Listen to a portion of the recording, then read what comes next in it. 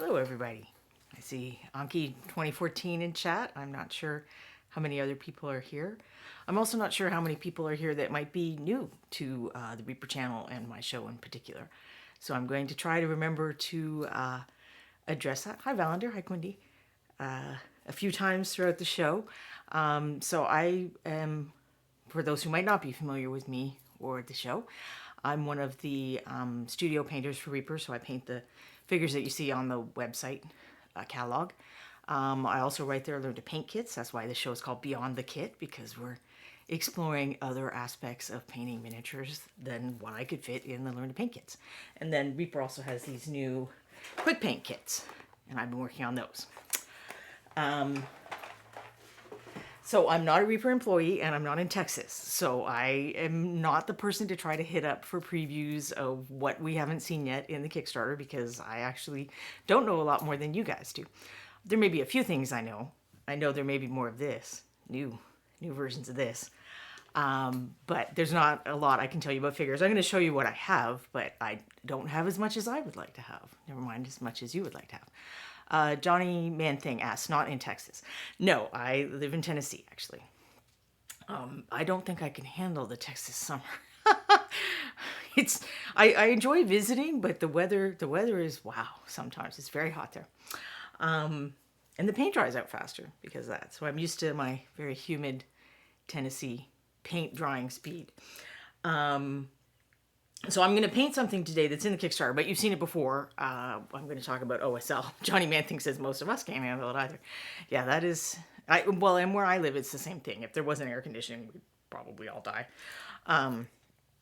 But so last week's show, I think I'm getting it right. So here, I'll switch the view. Last week's show, these are paint colors that are in the Kickstarter that you can do this as an add-on right now. These are existing colors in the Reaper line.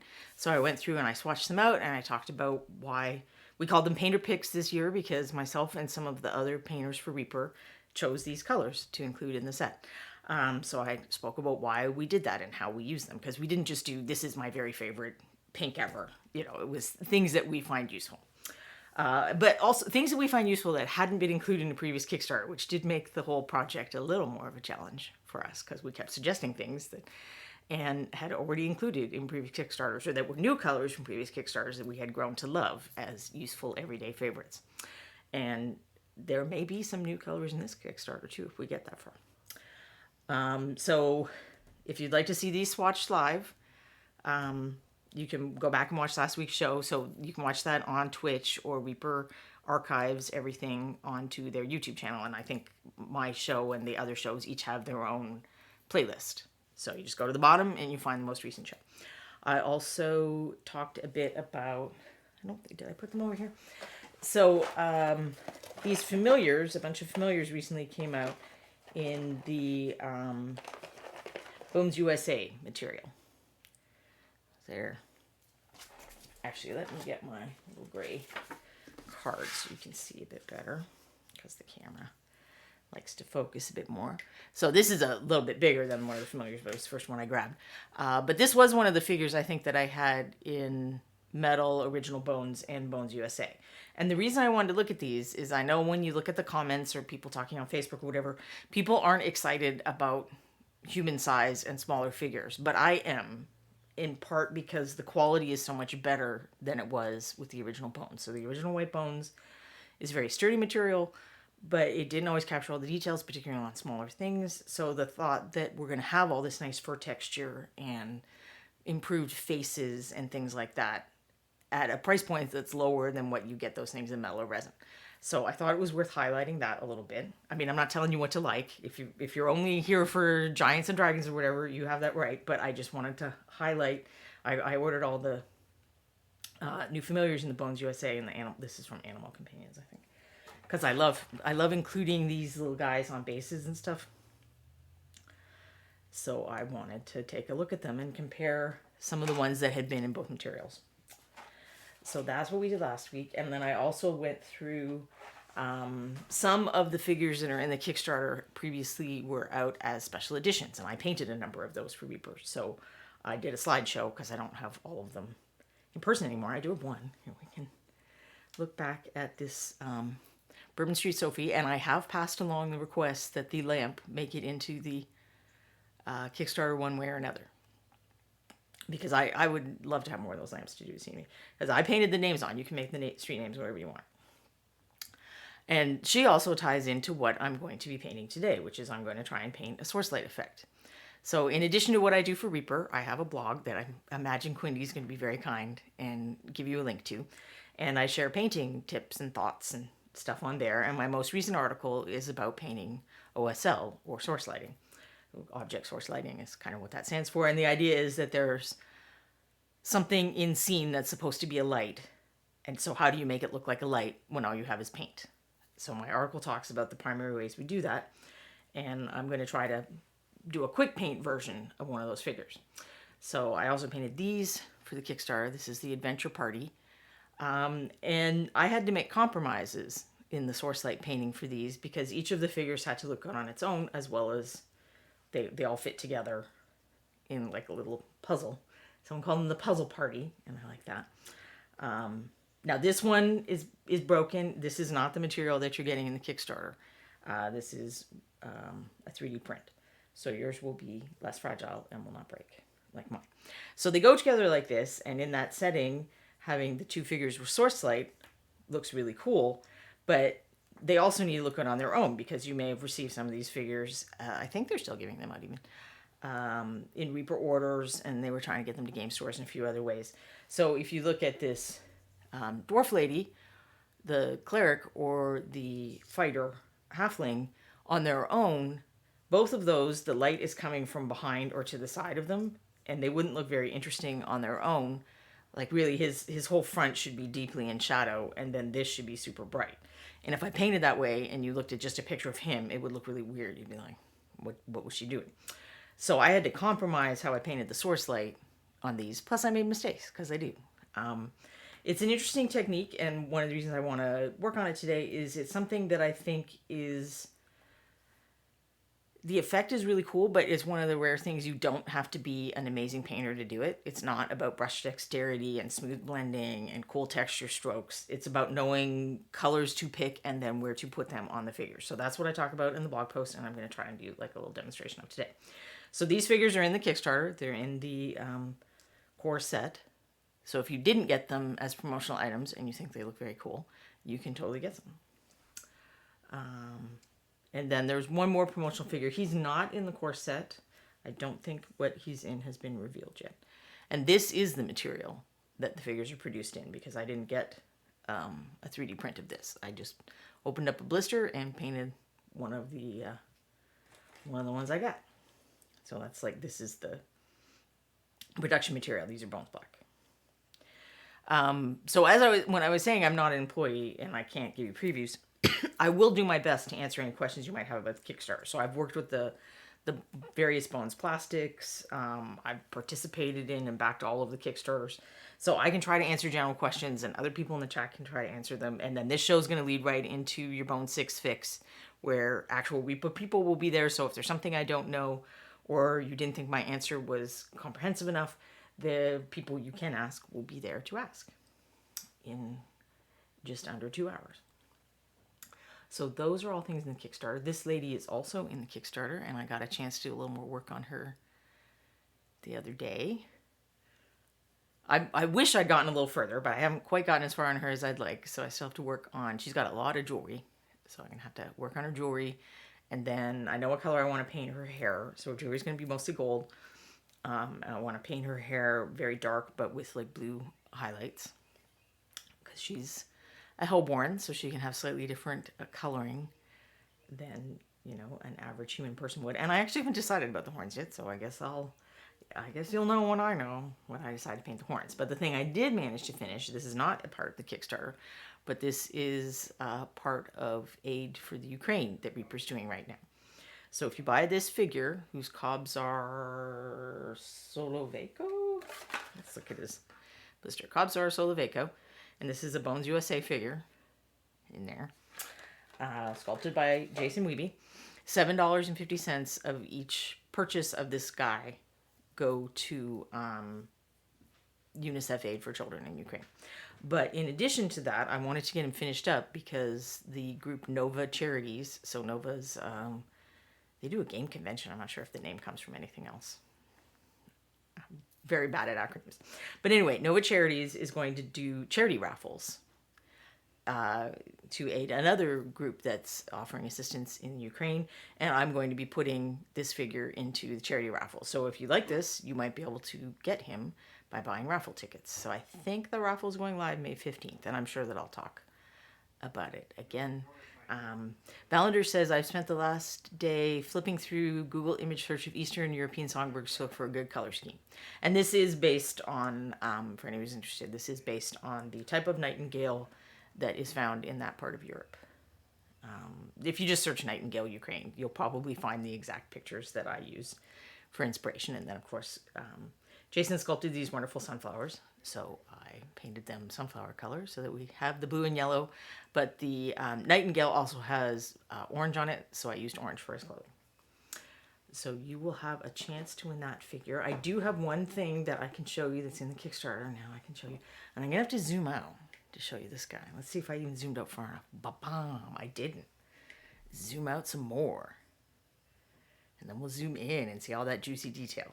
So this is, I think, resin, not a print, but I'm not sure. But this is old enough that it is possible that something was changed on this figure. So I don't guarantee that the one I have is the exact same thing that's in the Kickstarter, because changes are made after they do volumetric prints or whatever. But this is the Pathfinder Chibi Red Dragon. Now, what I think is interesting about this is I don't think you have to use this in a chibi way. Like, even if you don't like chibi figures, I think you can just say this is a stocky breed of dragon. And he's perfectly game usable and also very cute and fun to paint. So I can, again, I don't know for sure that this is the size, but each of these markings is, I'm gonna say, 5 millimeters. Oh, but I have the inches too. The inches don't have numbers on.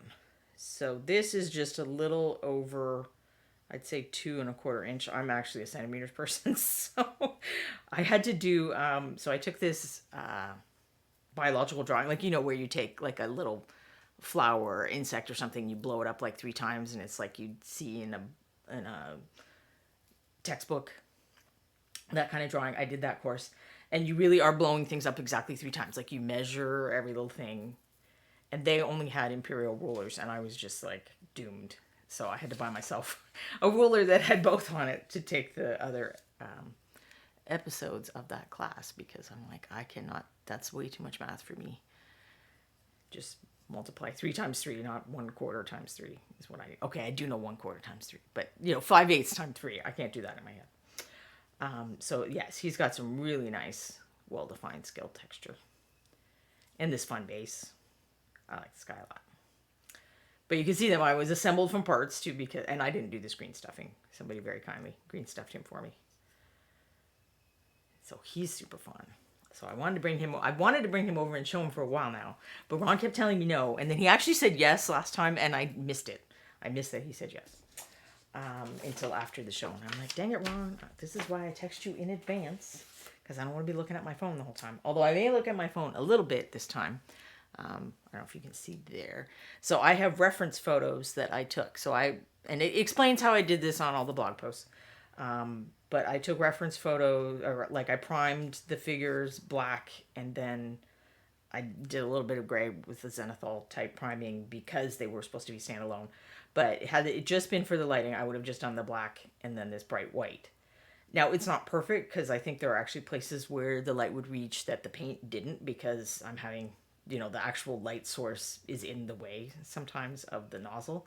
And the same thing will happen if you use a little, I meant to bring a little light bulb, because you don't have to use primer to do this. You can take this figure, have a semi-dark room, and use a little light bulb right there, and then just take reference photos, which is actually how I normally paint source lighting. This is the first time I've done the priming thing, so you definitely don't have to have priming. So that Sophie I showed you earlier, I had, and it's especially important to do it with, you know, I had to paint the lamp separate from Sophie, because I wouldn't have been able to get my brush in everywhere. So it's especially important to kind of, you do a mock-up where you put them where they're supposed to be, use the light, and then you know where the light and shadow should be. And in the case of the primer, I did the black primer on them individually, but then I assembled them in that puzzle formation and did the white primer so that it would hit the characters that didn't have the source light as well. So I have this for my own reference, but I'm also going to be being a little creative. And some of these pictures, not all of them, are on the blog. If you wanted to paint the same figure and just use my reference photos, you can use the ones that are available. So before I get into painting, I guess let me know if you have any kind of Kickstarter related questions that I need to know about right now. I'm just going to try to arrange things. The desk setup with all the filming equipment is kind of challenging sometimes, but we will make it work. Now, unfortunately, I can't put my palette in the scene. I've tried, and the camera will focus on the paint instead of the figure. But if it's important, I will try to show you my palette from time to time. I'm using the same color scheme that I use, but I may be using slightly different paint colors. And my thought with that is some of what I talked about in the article, where I want to choose colors that have like some red and yellow and stuff to use on the light side, and then colors that have less of that to use on the dark side. So kind of the trick of OSL, I would say, well, there's a couple of other things involved, but the most important things to do are to have the side with the light be both lighter in value and brighter in color. So lighter in value. Value is how dark or light things are. Where is my little... So this is a very simple value scale, and there's a better image in the article where it kind of breaks up how you would think about it. So if I was painting this cloak normally, I would be thinking about, okay, that's going to be the highlights, that's going to be the shadows, and where I'm putting those is going to depend on the light being from above. In this case, the light is coming from the side. So this side is going to be lighter. Anything that might be reflecting the light is going to be lighter, and this side is going to be darker. So I'm not going to go into my shadow colors where the light is reflecting, and I'm not going to go in my highlight colors where no light is reaching. So I'm using value in a slightly different way than I would to paint standard lighting scenes. But I'm also using saturation. So saturation is how vivid is something. So let's see if I can find a nice example here in the paints that I picked out.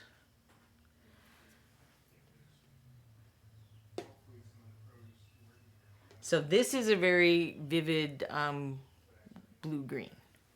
This is also a blue-green, but it's less vivid. I don't think that's as great an example. Let's see if I can come up with something better with what I have here at my desk. Yeah, let's do yellow. So this is a highly saturated yellow.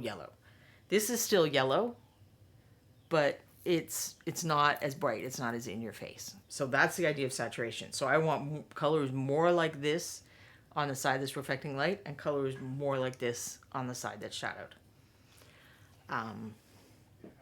So in general, the way I'm approaching that for painting this figure again is I tried to pick colors that were still the same family, but there's colors with more red or more yellow on the light side, and then the colors are going to be darker and have less red and less yellow on the other side.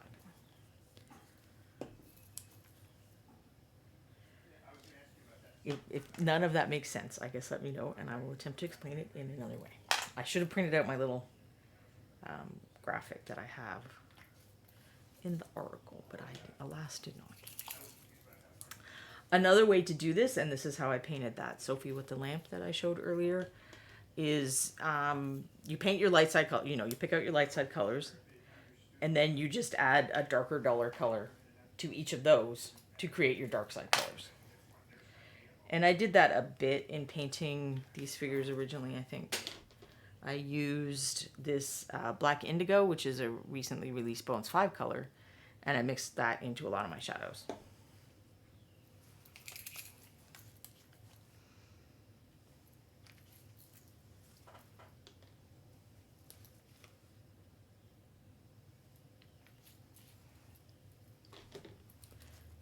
And I will repeat that this is going to be more of a quick paint, not super fancy, but in a way I kind of want that to demonstrate that that's one of the cool things about Source Light, is it doesn't have to be done in like, sorry, I'm trying to figure out where to put my brushes now. It doesn't have to be done in a super fancy contest winning, I've been painting 20 years type way to look good. It has to pay attention to the stuff that I was talking about with the darker and lighter to look good. Is she going in focus at all? Hopefully the camera's desire to focus will increase as I put paint on. So I'm thinking of kind of like the light side and the dark side as two separate colors in essence. So it's not just about a shirt color, it's about the shirt color on the dark side and the shirt color on the light side. And then when I first started doing this, that Sophie was, I think, the second one I did, kind of in that style. I thought it would be difficult to do where the colors meet, you know, so where the shadow meets the light. And that's actually not that bad at all. So I'm not even going to like stress that part that much. You just kind of mix a little bit of the two colors together and dab it over the transition. So this is one of the things I mentioned in the article that that the reference, you kind of have to look at the reference photos and sometimes make some adjustment. So in the primer, the way I did the primer, for whatever reason, it didn't add much light to this arm. But this arm is like directly adjacent to the light. It is going to be receiving extra light. Now the underside won't. The underside is going to be shadowed. But this part of the forearm in particular should be one of the lightest colored things on the figure.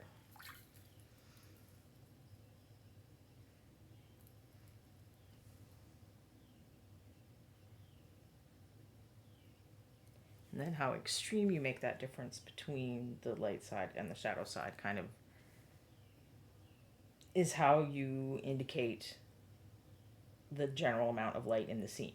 So in the ones that I painted for Reaper, I was assuming that there was some ambient light, that there was light bouncing around. Maybe there's glowing fungus, I don't know. But I was assuming some ambient light. If you really want your light source to look super bright and flashy, you make the shadow side darker, basically. Hey, Jellyware. Grey Wolf XR. Oh, and thank you, F. Francis, for gifting a sub to Ramathi. And your various generous amounts of subs that you've given on the channel that it's telling us about. We very much appreciate that, and I'm sure that the people you've gifted to do as well. So yeah, it looks a little bit like one of those, Star Trek characters, but we'll fix that part up later. I just want to get some paint down, and I will start. I think I have to do the shirt before I can do the hair, so I'll start doing the shirt colors as well. Oops, that paint was not shaking as well as I thought. Normally, and I had forgotten to mention this, normally I shake my paints before the show, and I did do that. I guess I just didn't, maybe I missed this one. So shake your paints more than you're seeing me shake them on screen. I just try to avoid the annoying noise. You're very welcome, Francis.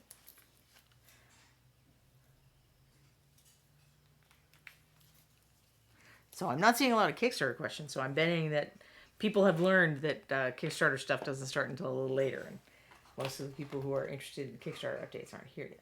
But I will check in now and then, just in case.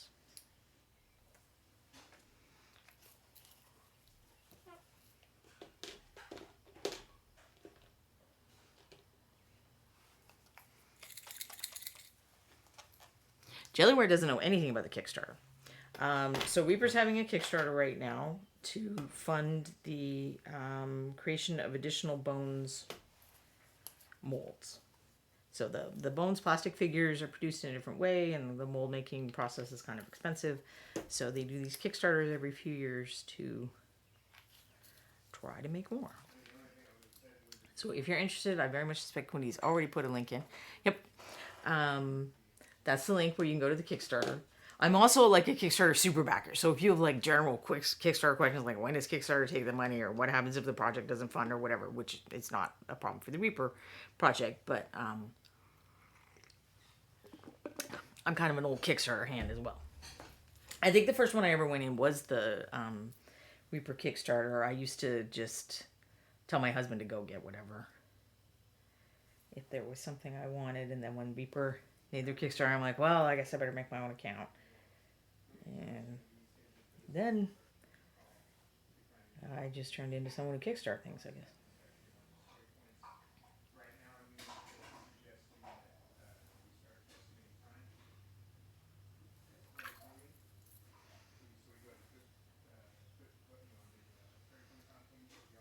So I've tried to, I probably need to mix the colors a little more than I'm doing. So I'm using duller blues, duller and darker blues in the areas that aren't getting the light.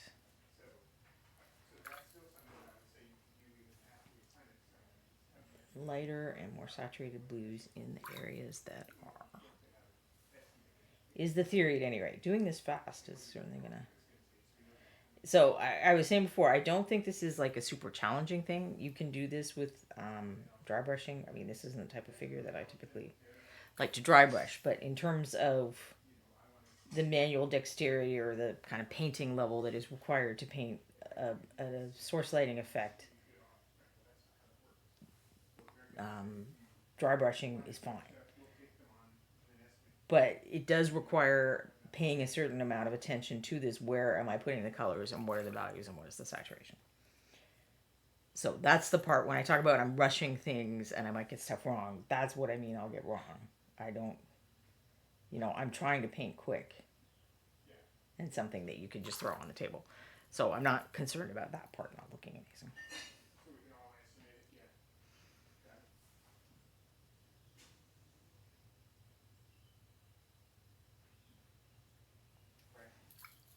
And in fact, I did forget to do one thing that I think is very helpful to do. So I'll go ahead and do that. Jellyware, yes, it's already 1 million funded. You may see some people kind of suggesting that it's not doing that well, and they're comparing to past Reaper Kickstarters. This is the 6th one. And all of those were in the pre-COVID shipping, inflation, what a wonderful world we live in now world. So things have changed in a variety of ways. So we're all finding out what that means for Reaper Kickstarters. So I like to paint the light source bright white out of the gate. That's the only place I'm going to want to put bright white. Maybe some reflections that are very close to the figure. But even if she was wearing a white shirt, I would not be using white on the shirt. I'm trying to keep the part I'm painting in frame, not the whole figure. So I zoom in a little more. I do go out of frame a little bit because I've recently changed the setup. So thank you for, I'll try to keep checking, but let me know if it's not. I don't know what's up with the focus because the camera is normally much better about that. And I keep pressing the button to make it focus, but that's why I have this gray sheet because that normally helps improve the focus.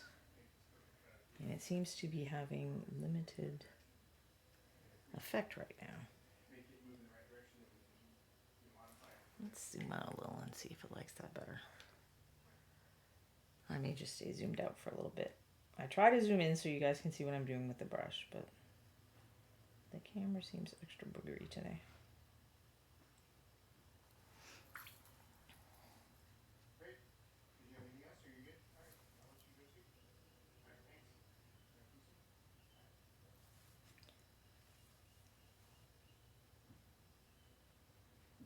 So generally speaking with Reaper paints, and with a lot of paints really, you need 2 coats to get decent coverage on most colors, and everybody's colors like yellow and red. That's the nature of pigment, is the reason those colors don't cover well.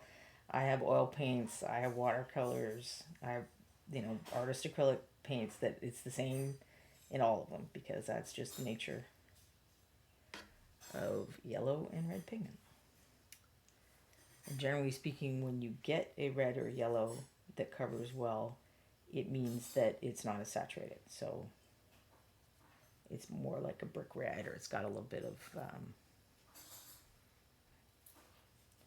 black or gray or white, because those are colors that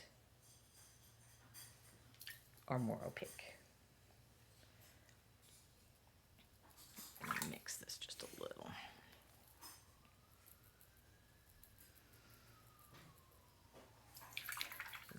show the disaster that is my palette later. Actually, I tend to have a very systematic palette. People will come by at shows or whatever when I go paint at Reaper. Even Ed came by once and he's like, "Why is your palette so organized?" I was like, "That's just how I paint. It helps me figure out what I'm doing." Like my little bowls of color.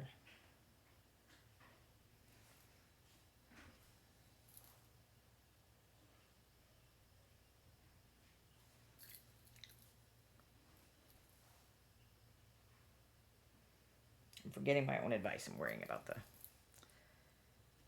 part where things meet. I just need to keep getting some paint on there so it'll dry out.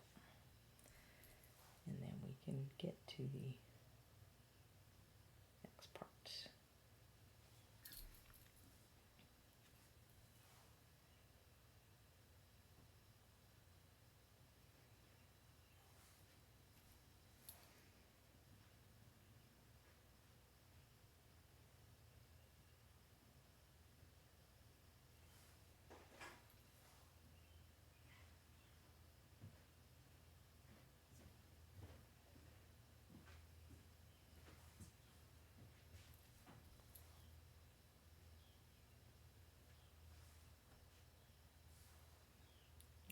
Doing a better job of staying in focus at all. I know gray normally works for the camera to focus on. I will usually even prime things gray when they don't start out gray. I mean, I like gray primer for my own use as well. Kind of the split the difference primer. And if I have areas that need to be pretty dark, I can paint dark on them. But if I have areas that need to be brighter colors, it shouldn't be as hard to get them up to those brighter colors.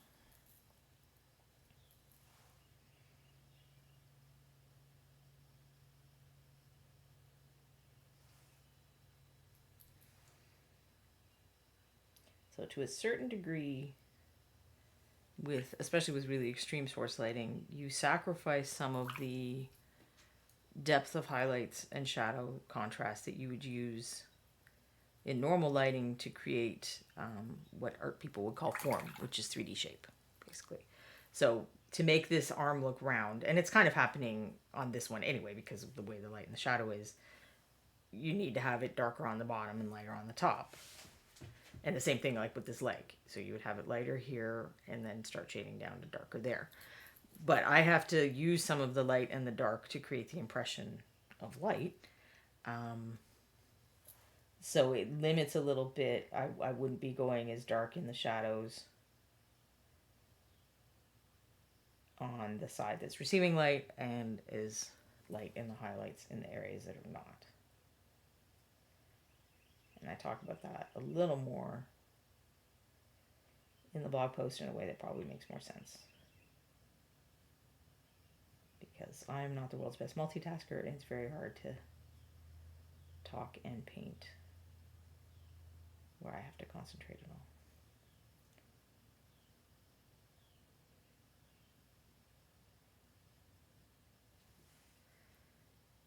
So you're starting to see the effect a little more, I think, on the face. In fact, that should probably be a little, the forehead rounding isn't that extreme, so it should be a little lighter up here.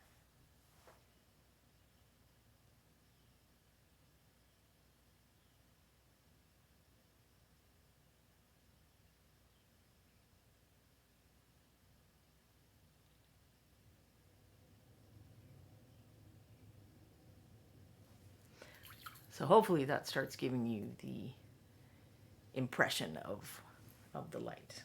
But I will go a little lighter on the highlights on the dark side, I think. Francis says, I'm still working my way through your LTP skills with the kit items and other minis. These insights are so useful to add to that set of newbie techniques for cool effects. Yeah, as I'm saying, you can do this with dry brushing, and a fun, easy way to start doing that would be to take something like a crystal and just put it on a rough stone base, or put get a torch and glue it to a wall, like a stone wall with a lot of texture, and then you can, you would dry brush a lot lighter, kind of in the radius of the light source, and then have the light fade off and go to much darker grays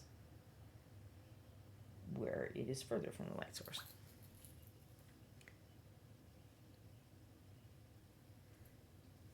And then maybe just use washes in the more shadowed areas.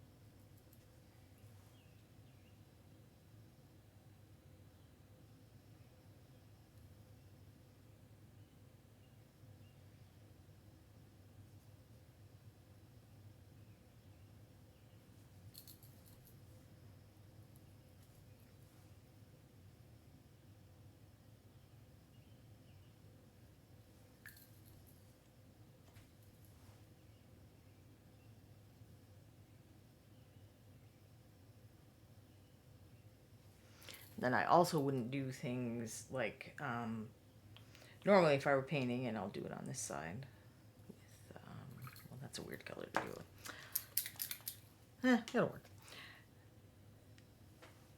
So it's not going to be super noticeable on this figure, but you can see, in between the fingers, there's like a little depression, and normally you want to try to have a little bit of shadow in there in normal lighting. Or here on the shadowed side.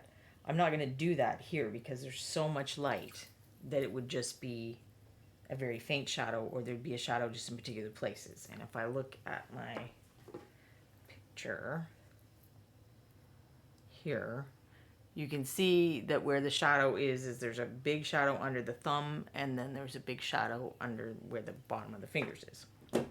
And I did put that on my painted version here. So if that looks natural to you, it's really not. That's me trying to make it look natural, so that regardless of the lighting you look at this figure in, that you will see that shadow there. But I would probably put that in a little later than what I'm doing. The painting stage I'm at right now, just so I don't end up painting over it. But I'll just put that in for effect right now. So that's the kind of thing you do with lighting effects, is you observe your reference and how things behave in light and shadow, and you try to mimic that with paint color. But we are just mimicking it. Like, that's why we have to make compromises, and I can't make the shadows as dark as, maybe they would seem if I were looking at something in real life, because real light is not a color. It's like light. It can make our eyes hurt. It's a real thing. Whereas with paint, all I have is color. So unless you're doing something like an LED light source, you kind of have to depend on the color you have. And I'm not the person to tell you how to do LED light sources. I bet that's something that the crafty creative might know how to do. I wouldn't even be surprised if he's already covered that in a show. That show airs on Thursdays. I want to say 2 p.m. Texas time, but I could just be making things up. I haven't checked recently. I also would not be surprised if Miniatures Den, Luca from Miniatures Den, who is on Wednesdays, hasn't already done some source lighting figures.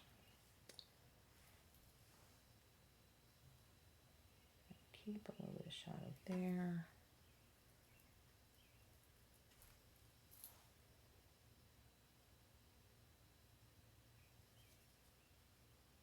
Back here.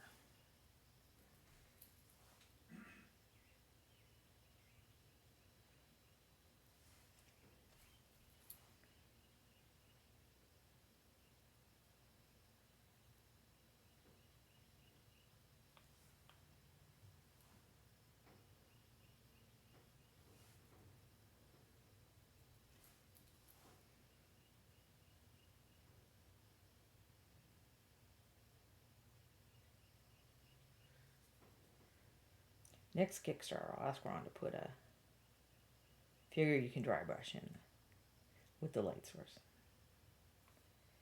And then it'll be easier for all of us.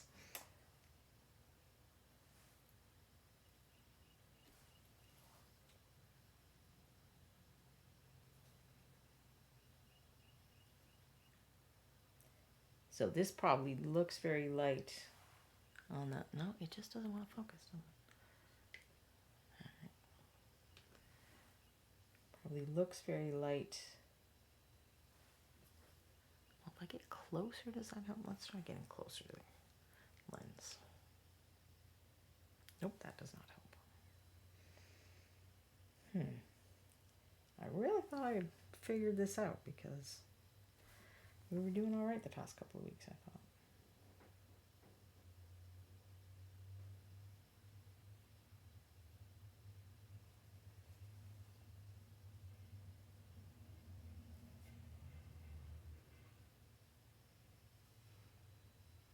Hey, Art of Mike Disney. Thanks for joining us.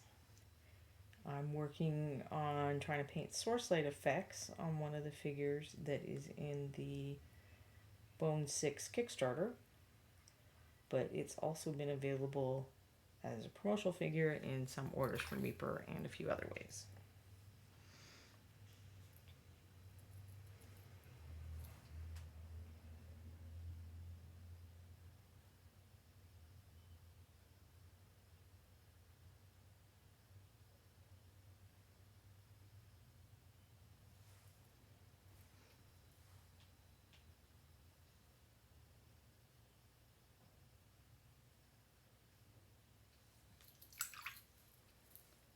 For anyone who's curious about painting source lighting, I've got an article up on my blog where I talk about it in a little more detail. Or maybe I should be more accurate to say with better visual aids than I can do here.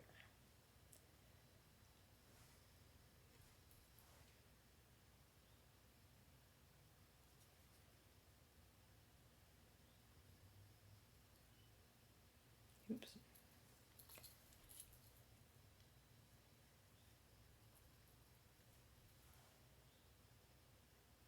For those of you who I've told stories of my eraser brush to, I will share another one. So I showed you this guy is Kobzar Soloveco, which is a charity fundraising figure that Reaper is selling right now for the proceeds go to UNICEF Aid for Children in Ukraine. So this is based on the Ukrainian Nightingale. Jason Weeby sculpted this, and then he added details of the sunflower, the national flower of the Ukraine, on the instrument. So I had taken a picture of this to send to the people who run the Nova Charity raffles, because I'm going to put this figure into the Nova Charity raffles, so you have a chance to win this if you like. And so I had taken a little picture with my cell phone from the front and then the back. And when I was looking at the back picture, I'm like, why is there this line here? Because there was this brown line that I could kind of see, and I'm like, no, the lines beside his eye shouldn't go that far. So I went and grabbed the figure the next day, and there was I'd somehow gone with a stroke of paint across that part, a stroke of brown paint. So I got my little paint eraser brush, because we've talked about paint film strength before, and how acrylic paint is touch dry within minutes, but it doesn't dry for a day or two. So I got this, which is a cut down brush. This used to be, I don't think it was a flat, I think it was an angled flat, but it doesn't matter now because I cut it down. And I wet it and I scrubbed it along there. And because I had painted the under layers of paint previously, I did that on an episode of the show. I think it was 3 weeks ago.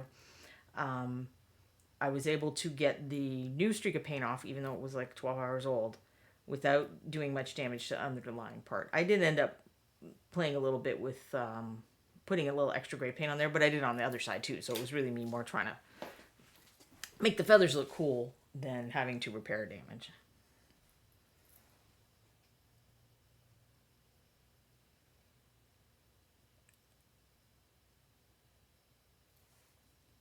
So that doesn't always work, of course, but you'd be surprised that even if you don't notice a boo-boo straight away, you can often get it off. I'm going to add just a little bit. So since I am on the light side, I want things to be a little more yellow, orange, red. I'm going to use this yellow mold into my shirt blue to make a brighter highlight. I like that color even when I'm not painting source effects, actually, because, you know, if you assume that someone's in sunlight or torchlight or something, it makes sense to have a little bit of warm color in the highlights.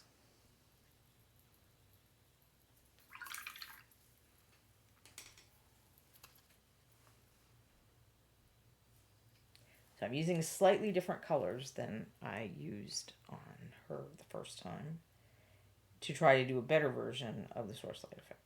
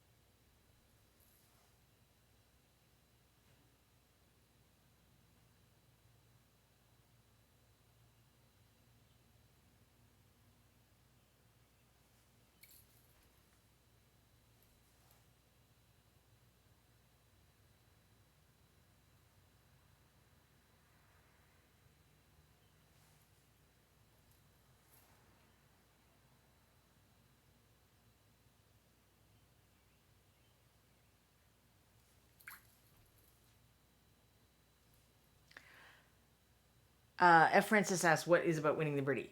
So if you look up the site Nova Charities, Nova Charities, and I'll talk about this on the show again when the tickets go live. They do charity raffles, and they're putting together kind of an ad hoc one. They have set times of the year when they do it normally. And I've donated this figure to go into the charity raffles. So I believe starting from May 15th to June 15th, they'll be selling tickets. So I'm going to finish him up. I'm going to take him to Reaper and ask Jason to sign a card with me and get it all packaged up and sent to the person who puts together the photos for the raffle. And then he will be available to buy tickets.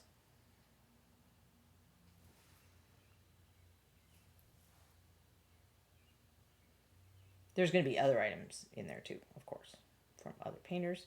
So even if you're not that excited about what I just showed you, I urge you to check these out when they go live, because there may be something else that you're excited about.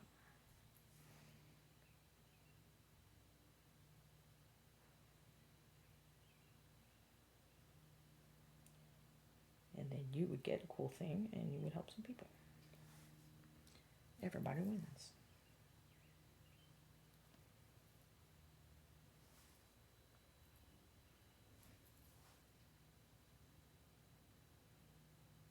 Okay, well, it's a raffle. I guess you can't guarantee you're going to get a cool thing, but you can guarantee that you're going to help people.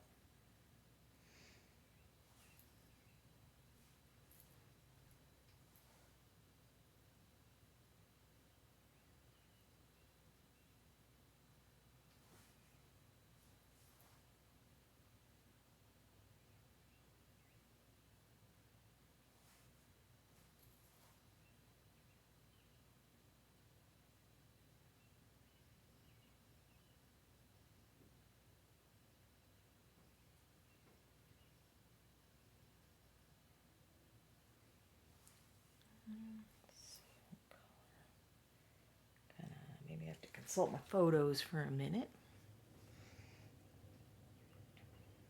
See what it looks like under her arm. It looks like it is receiving a little light. Jellyware. I have so many thoughts about direct light mini painting. Being a photographer too, I'm tempted to set up a person and get them as a reference. Yeah, if you came in a little later, Jellyware, I used primer in this instance, so these pictures are primer. But most often, I do it with a little mini mag light, if it's a single source of light, like this torch. So when I did this figure, I had it set up on a table and I put the mini mag light where the position of the lamp was, and I took light photos. It was a darkened, semi-darkened room. Took photos from various points so that I would have a reference to where the light and shadow fall. That's still not perfect because I kind of have to work around where the light is. Since it's there, you would have to remove it and then put the lamp exactly where it is. But it's a pretty good system, and it's great if you don't have an airbrush to do primer. It's it might even be better than the airbrush. I don't know. I just thought I would do the airbrush thing this time because I had 4 figures that I was putting in position together, but I would be painting them separately. So using the white and black primer was a way to visualize that a little more. But yeah, the issue is accepting that you cannot capture all of the properties of light with paint. And I imagine that it's a similar problem with a photograph. Like if you think about it, if you're photographing a sunset or you're trying to paint a sunset, you can either capture the color or you can capture the power of the light, but it's really hard to capture both. And it's a similar thing with paint.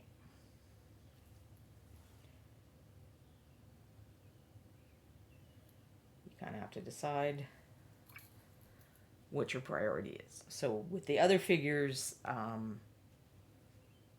I was compromising to make them look good.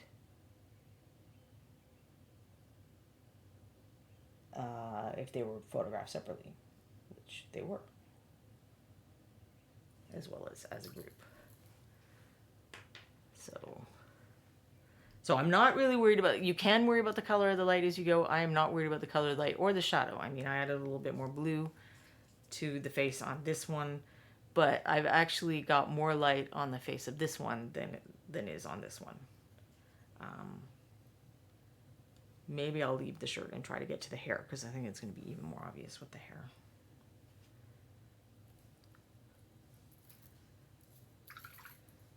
Oh, we got more Raiders. Hello, Raiders.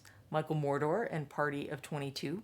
I'm working on doing just a quick little source light figure example. So I painted this one. She's one of the figures in the Reaper Kickstarter. She's been going out as a promo.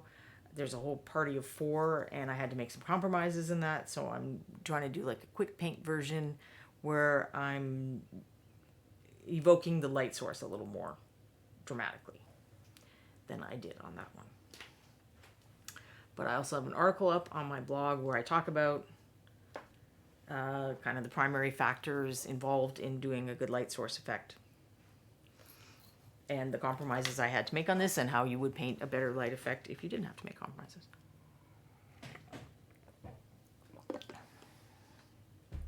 So let me just get a little more on the shirt, and then I think I'll switch over to the hair for a bit, because I think that will make a good demonstration area.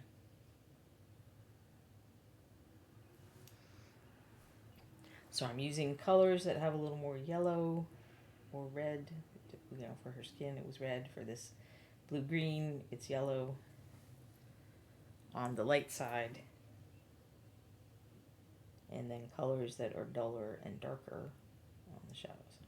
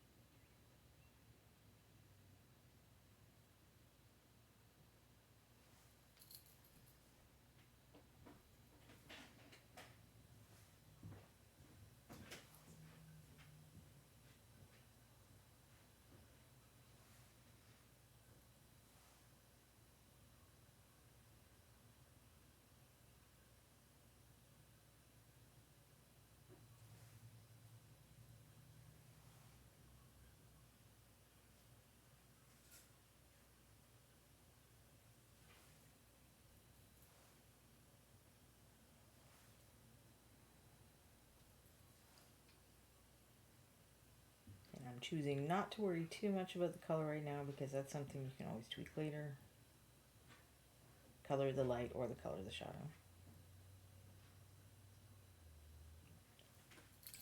Whereas the overall light and saturation is more difficult to mess with later.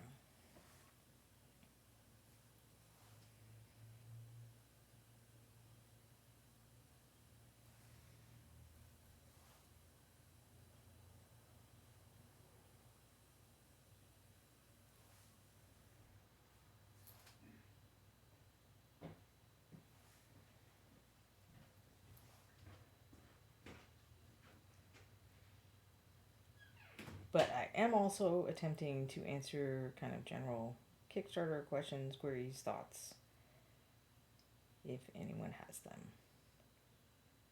Alas, I have only one preview item, which I will show again in just a minute. Oops. Well, okay, that's not entirely true. I mean, this is a preview item, but I only have one kind of cool new thing you haven't already seen for weeks, I guess is more what I mean.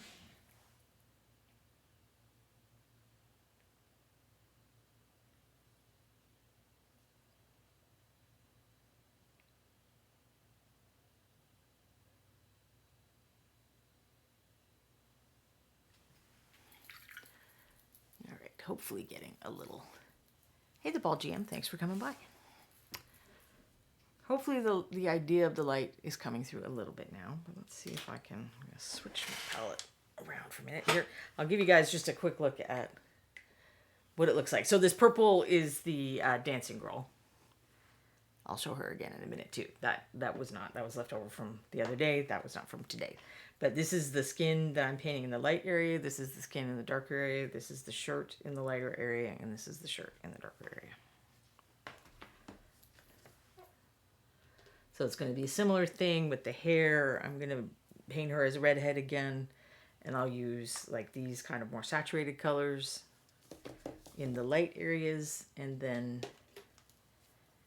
use these darker and less saturated colors in the shadow areas.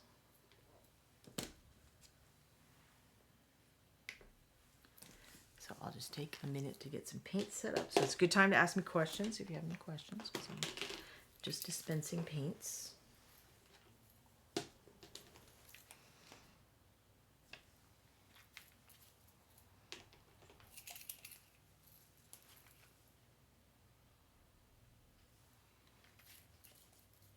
And then since these are oranges and reds, which we were talking about earlier, the more saturated ones are going to take a few more coats to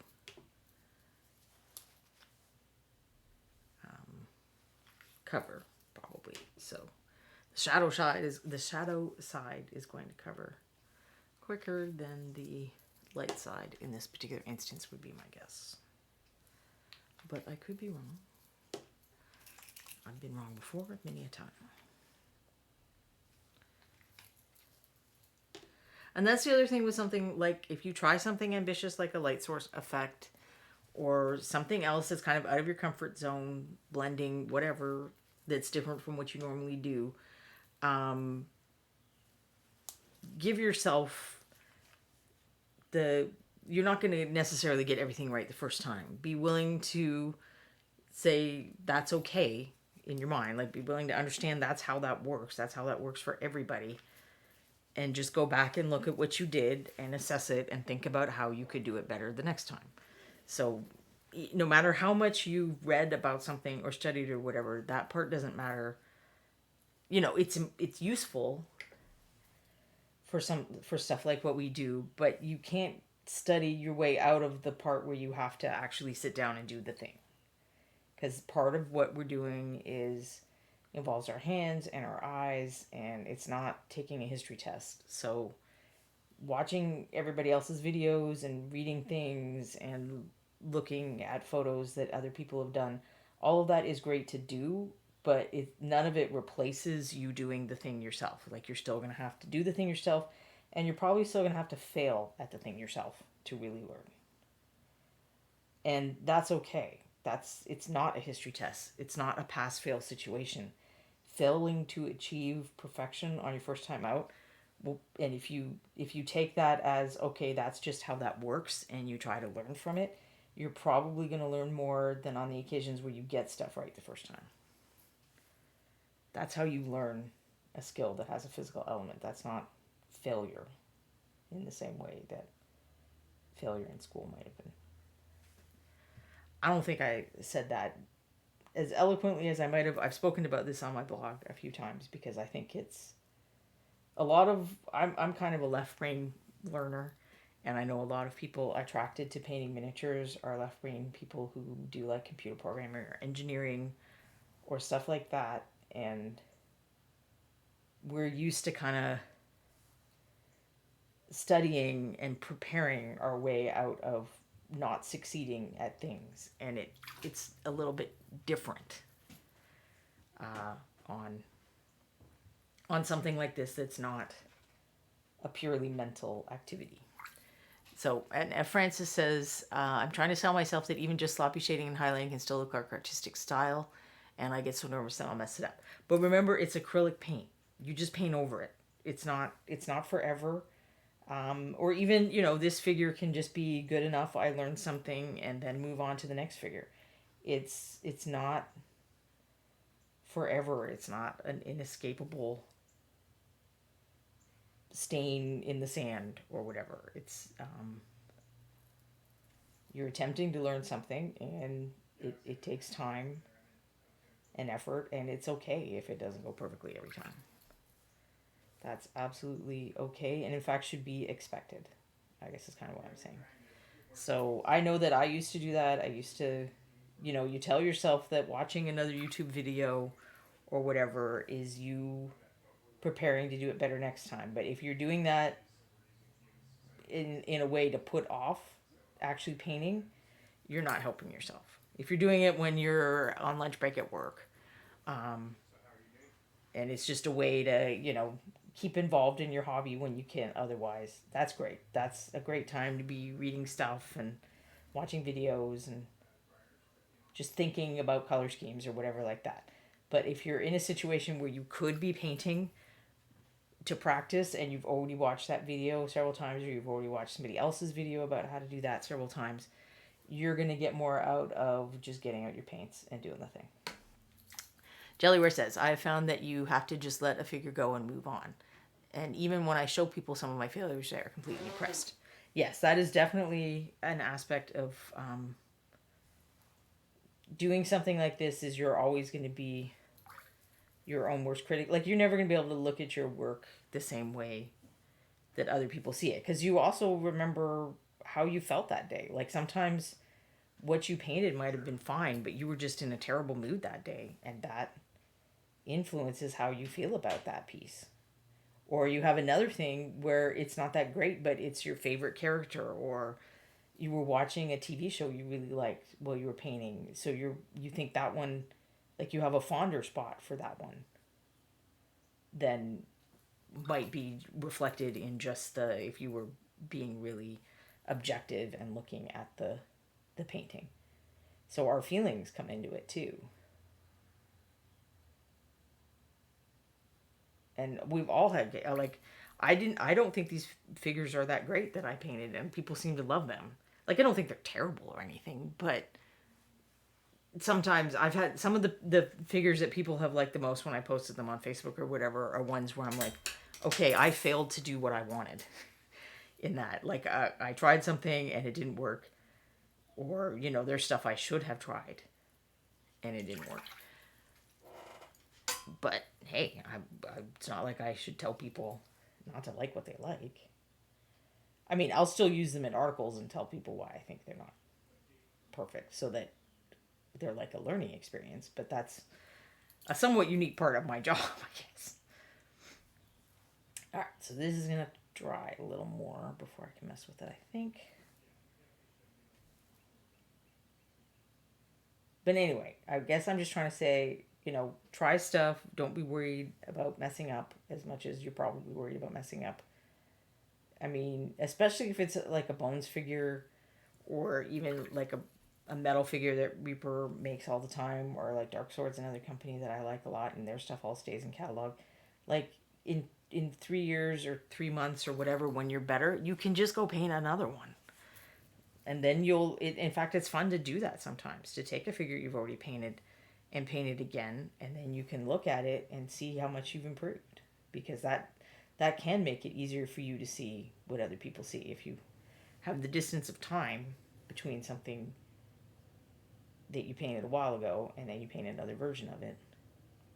Or in the case of OSL, maybe you don't paint the same exact figure, but you try that technique again.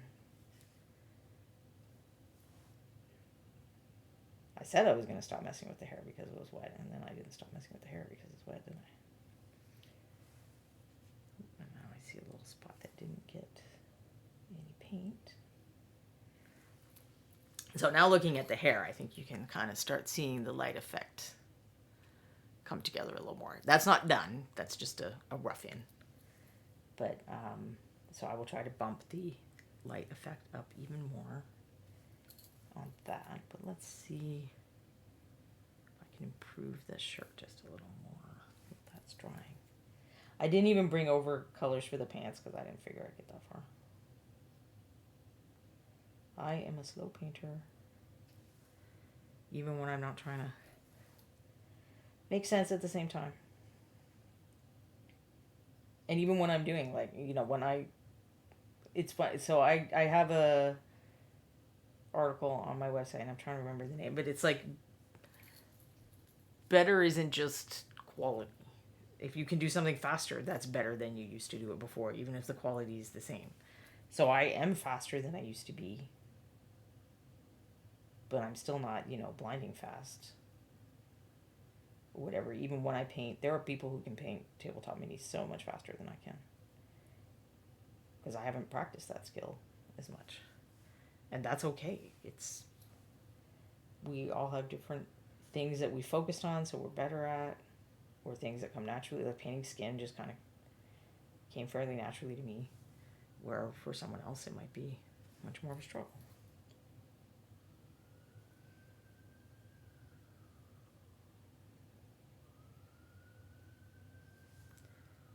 Let's go a little darker back in the shoulder, because that's overshadowing a little.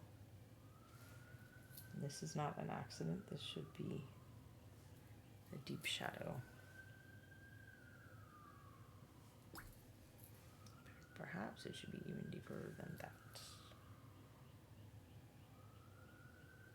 And then I'm not kind of doing the detail stuff yet. That'll help.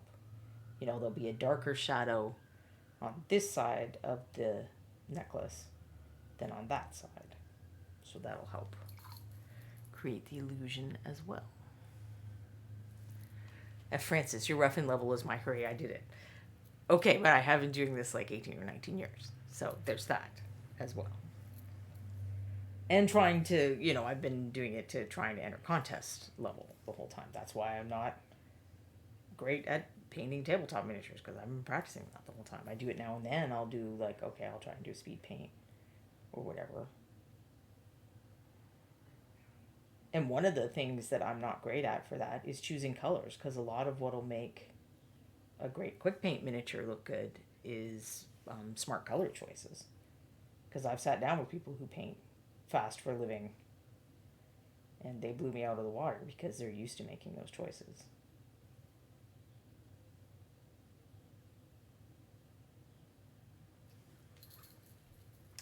All right, how's the hair doing? We're getting a little drier. In with some, so this is Saffron Sunset, which is kind of one of my favorite colors for painting a nice vivid red hair color. It can also be a nice color to use, so I'll thin it down and put it over. If I have a blonde hair that's kind of ended up being too cold in color, or the same thing with gold non-metallic metal, thinning this down and putting it over will give that little touch of yellow without being totally crazy. Now, if I were painting this a little more leisurely, I would be looking at my photos a lot more, because I'm painting a different lighting effect than what I normally paint. So it's going to be real easy for me, if I'm not looking at my photos, to just kind of go into autopilot and put shadows and highlights where I normally would. And that's one of the things that, where if you're trying to learn something new, that's one of the places where you'll go wrong. Is you'll get in the groove and you'll start painting and you'll forget that, oh, I'm trying to push my contrast, or I'm trying to paint a light effect, or I'm trying to do whatever thing. And then you'll just start painting the same way you always do, especially if you put on TV or an audiobook or whatever thing that you normally listen to while you're painting. I've 100% done that, where I've been like, okay, I'm sitting down, this is my goal, and I don't remind myself of that. I don't keep my eye on that goal the whole time I'm painting. I put on an audiobook, and then, the next day I come back and go, oh yeah, I didn't really do this thing because I got distracted.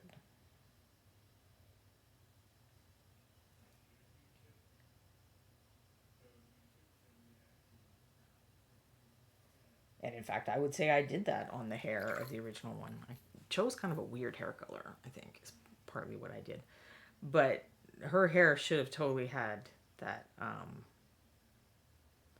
more light there. Let's see if I can get there's the picture from that angle.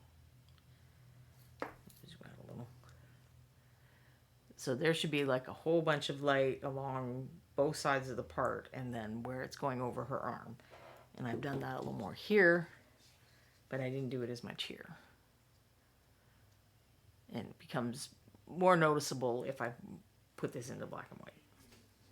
Which I think there are some black and white pictures in the blog post, because it can be a lot. Once you add color, a lot of us have trouble seeing the values in colors as accurately as we might need to do. So sometimes looking at things in black and white can be very helpful when you're talking about how dark or light things should be. I think I did a little better on the wizard. And that may be because it was a cool color. Like the colors that are going to be... You think red is a lot lighter than it actually is.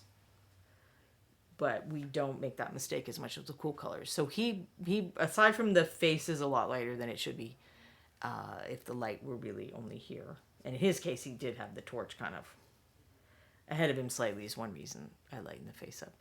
But aside from that, this one mostly hangs together. And we'll do the psychedelic thing. So people who've been here before, this camera has a variety of viewing modes. So we're going to go through some of these, because unfortunately the black and white is like the second to last one. I have no idea what the point of the rest of those even is. But so the lighting effect still basically works. So his face is a little too light, but I think you can still get a sense that that spell effect has light. It's not perfect. There are things I could have done differently, but overall I think it hangs together. And we'll look at this Sophie as well, since I have her here. And I probably could have made her a bit more dramatic as well. But there's, a nice bit of light on the face. And then we turn it around. This was sort of supposed to be more moonlit. It doesn't get nearly as bright on this side. You can see where her hair, because she's supposed to have blonde hair, so her hair is a lot darker where it's not being lit as well. So it's not perfect, but it mostly works. And this one, certainly there are parts that work, but if you look at her face, because I did the light with glazes, the dark side ended up actually lighter than the light side. So I needed to put a lot more shadow on the side of her face. And the shadowed side of the hair isn't too bad, but it could be so much lighter to evoke the sense of light on her face. But you can see it's a little more on the pants, I did it, and a little more on the shirt. The difference between this arm and this arm.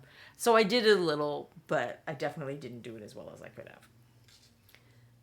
If you look at this one, kind of just the waist up, it's not perfect, but there's way more of a sense of light.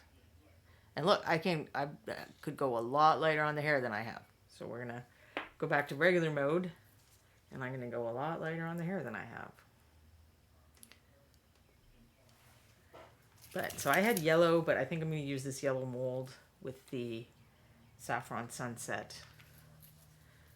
because I think like just straight up yellow is too saturated. That's going to be on the light. So I want to use the lightest and the most saturated colors on the actual light source.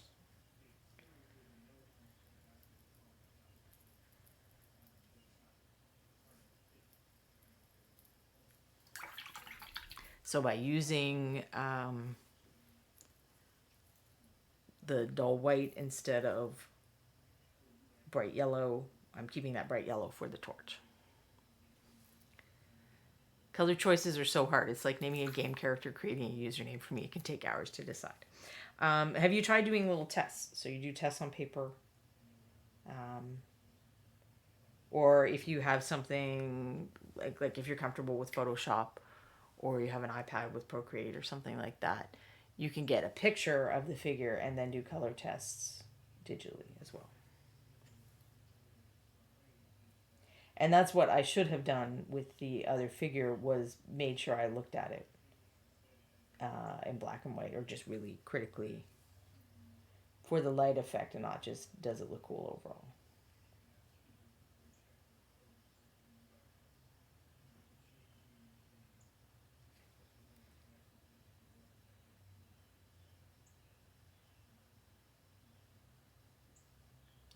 Now, I will say one thing about the using a camera to take reference photos. I don't know if I've ever done that with just a cell phone. Cell phones now kind of, at least mine seems to be made this way, and Apple talks about this in their little, my husband's an Apple developer for their, not for them, but he does iOS development. So he's always watching their little specials that they have when they announce new products. So I, by default, end up watching them too. And they'll talk about how it works better in low light conditions and stuff, which is great if you're taking pictures at a party. It's less great if you're trying to take reference pictures for source lighting, because you don't want it to be making the surroundings lighter. You want to be capturing the difference between this is super light and this is, dark shadow areas. So I don't have a full DSLR for our photographer in the audience, Jellyware. I don't have a full DSLR, but I have a mirrorless camera. And I use that for taking pictures of my miniatures, and also for taking stuff like the light reference photos.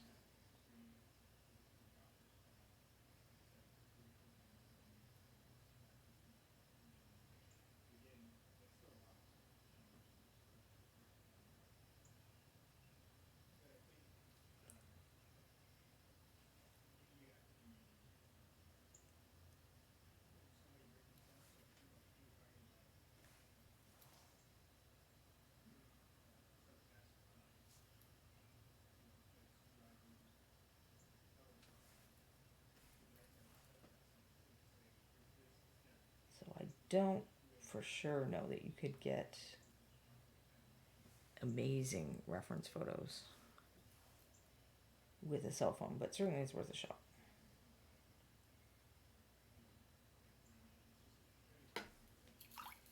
And you can do this with spray primer. It's just I don't like to tell people to spray prime bones, because for most people that doesn't work well. So I like to say don't spray prime bones.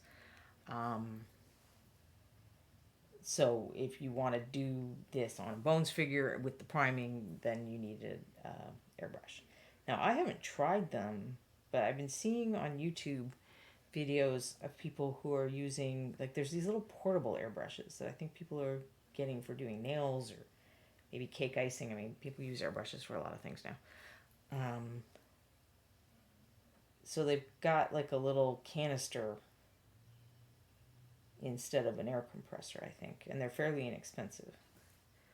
And it seems to me that that would be all that you need for priming. So I have one of the Reaper Vex airbrushes. I also have a Grex pistol grip, which I haven't used in a long time. And that's what I used to prime these. But I think that,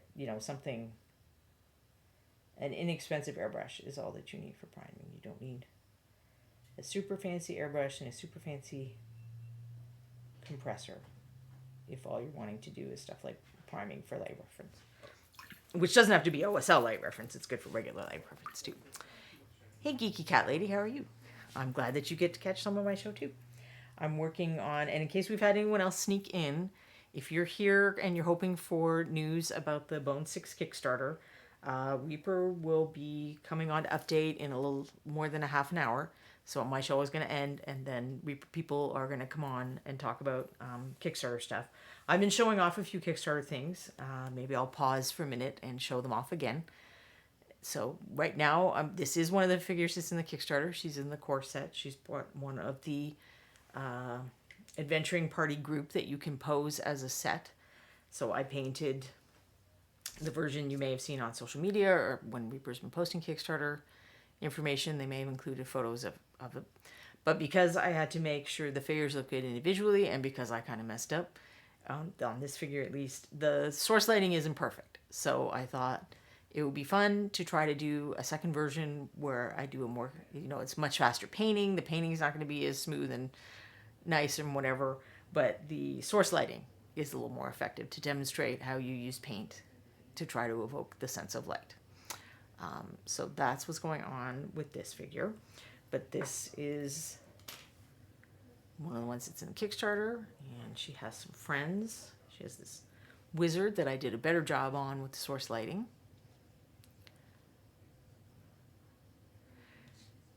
Yeah, Pixel Cats. It is, so you can see more now how I mess stuff up if you look at them side by side, right? The mess ups become more obvious. So the wizard I didn't mess up as much. His face is a little lighter than it should be, but some of that was a stylistic choice, not me not thinking about it, unlike a lot of how I mess up. This is the Halfling Fighter. Maybe I'll zoom in a little bit for the small people, because there's also a dwarf.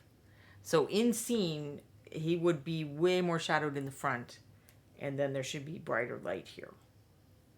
But to make sure that you could enjoy him as an individual figure, I painted him with a lot more light on the front. If you go on the blog page, I used kind of computer simulation to show what they would look like as a group if I'd painted the lighting a little more like it should have been. This is the Dwarf Cleric. My copy is resin. Your copy, and what I'm painting here, this is Bones Black. This is much sturdier than the resin I had that came to me broken. And even this figure, I could have bumped up the effect a little, where her braids should be like very blonde here, and then this should be even darker than it is. So I did it a bit, but I could have accented that a lot more where the light, actually I'll put them together and you can see what I mean. Bobby Jackson very cleverly sculpted these so that everybody fits together and nobody's weapon is scratching against anybody, and they're in marching order going down the corridor. Gotta move my towel a little bit. Sorry, I have my painting gray background out, so it's all warped and bendy. I'll get the showing stuff gray background, and they won't jiggle around as much. So if we do have anyone here who's lurking in the background, or even if you're a regular and you have Kickstarter questions, I can't tell you a lot about what's coming up or whatever, but I'm an old hand at Kickstarter, so I'm happy to answer questions. This is another, so those figures are all in the core set. This figure is also in the core set. She's not quite done, but I was able to get a little further than I had been. What's funny is this is actually the first one I started painting, and then Ronnie did those other ones quicker, and then I had something that I needed for someone else that was on a deadline.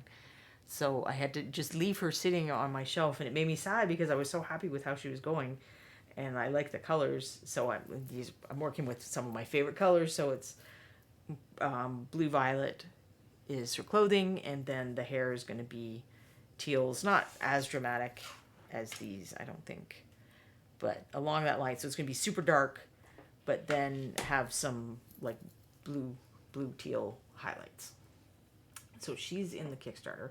This one is metal because she's not made in plastic yet. So she's metal. This figure that I showed before when I was talking about the light effects, she's in the Kickstarter. The lamp is not as yet, but I have passed along the request to Ron that they add the lamp. I don't think I'm the only person who wants that. People were talking about it the other week when I was showing these. So this was one of the ReaperCon Sophies, which used to be you only got them at ReaperCon. They're now available. So if you like this figure and you want it right now, you can get it in metal off the Reaper website. I painted several of the other Sophies that are in as well. I have photographs of those. I don't know if we have time for photographs. I showed a lot of photographs last time, so maybe I'll wait until next week and show the photographs again. But this is the Pathfinder Chibi Red Dragon. And actually, I'll get my... So these squares are 5mm, so 2 square.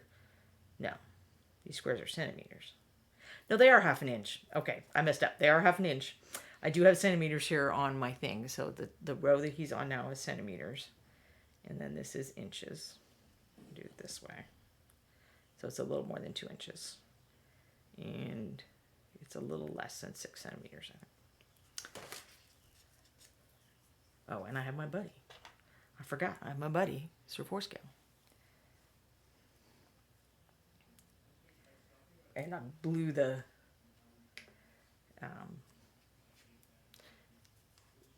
exposure way up because I felt like the colors weren't showing right. So this very bright. This is original bones. This is original bendy bones. Which is nice because it's sturdy, but it's great that the people-sized figures will not be in this. This guy, I suspect, will be made in original bones material, so he's nice and sturdy, and you can throw him around your game table, no problem. So they call him a chibi, and I get that. I get what Gene has done to make him a cool chibi.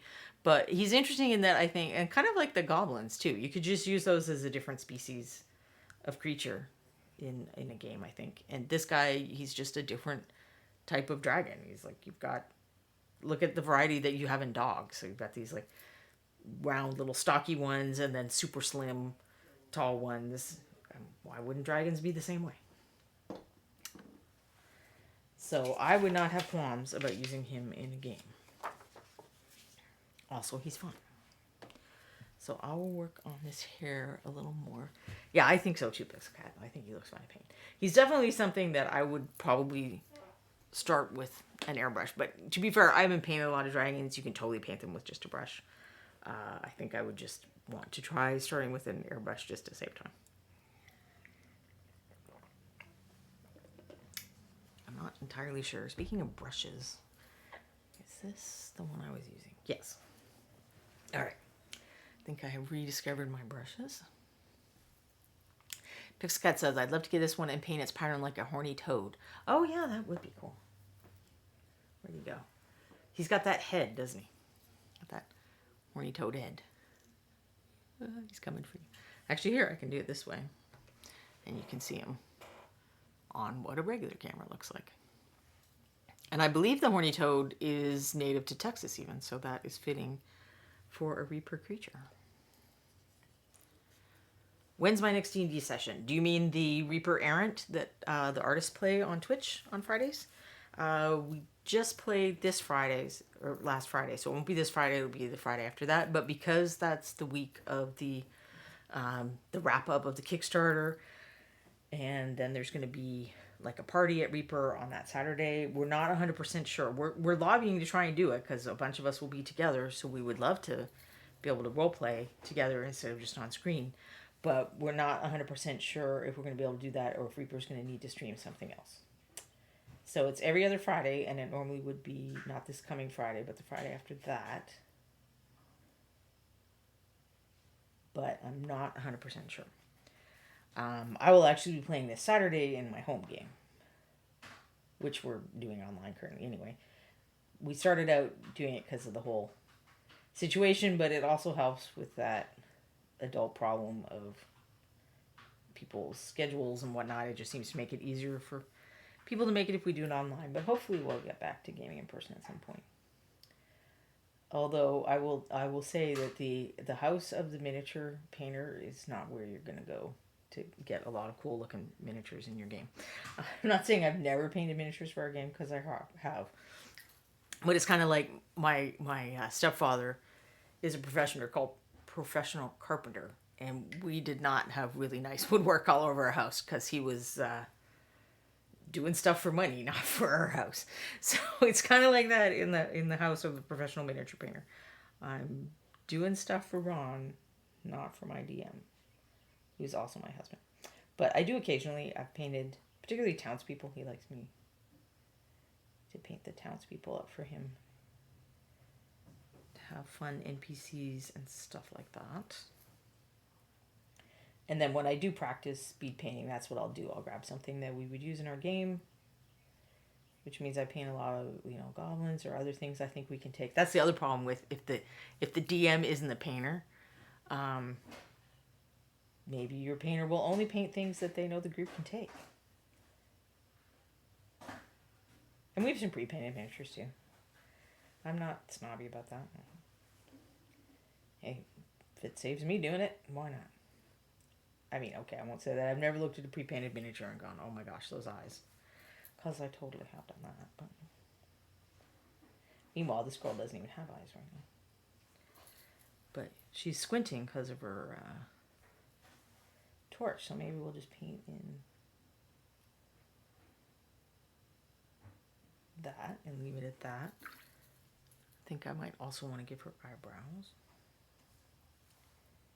Although this is jumping ahead, but I'll do it just so that we can